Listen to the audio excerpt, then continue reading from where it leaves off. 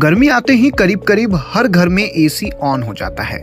AC की ठंडी हवा राहत देने का काम करती है, लेकिन कई बार ये परेशानी का कारण भी बन सकती है। अब इसकी वजह से सिर दर्द, गला बैठना, सर्दी, खांसी और त्वचा का सूखना जैसे लक्षण एयर कंडीशनर में बैठने के बाद अक्सर देखने को मिलते हैं।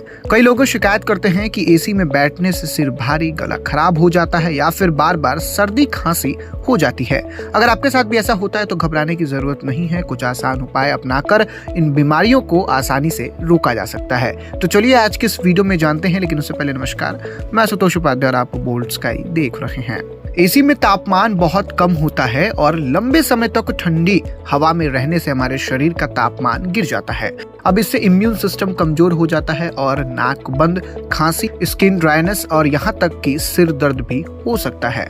तो चलिए अब जानते हैं कि एसी में बीमार होने से बचने के वो क्या आसान उपाय हैं। सबसे पहला, एसी का तापमान सही रखें, यानी कि बहुत ज्यादा ठंडा एसी सबसे पहले आपकी सेहत पर वार करता है। अब इसका सही तापमान यानी कि 24 से 26 डिग्री तक रखना चाहिए। अब इससे शरीर को शॉक नहीं लगता और बीमारी की आशंका कम हो जाती है।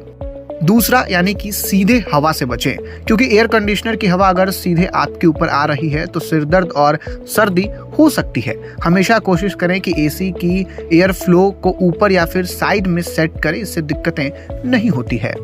तीसरा, यानी कि एसी की सर्विसिंग करवाते रहें, यानी कि एयर कंडीशन का फिल्टर अगर गंदा है तो उसमें बैक्टीरिया अपना घर बना लेंगे और ये आपकी हेल्थ बिगाड़ सकते हैं। इसलिए हर 5 से 6 महीने में सर्विसिंग करवाएं। अब इससे गंदगी और धूल मिट्टी साफ हो जाती है और इन्फेक्शन जैसी समस्याएं नहीं होगी। चौथा, यानी कि कमरा थोड़ी थोड़ी देर पर खोलते रहें।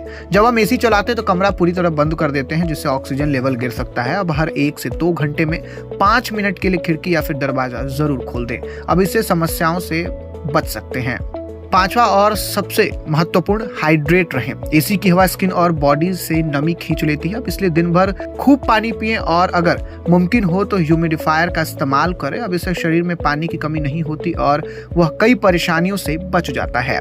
अब इसके अलावा रात में एसी चलाते समय टाइमर सेट करें ताकि पूरी रात ठंड में ना सोएं या फिर पंखे और एसी दोनों को बैलेंस बनाएं।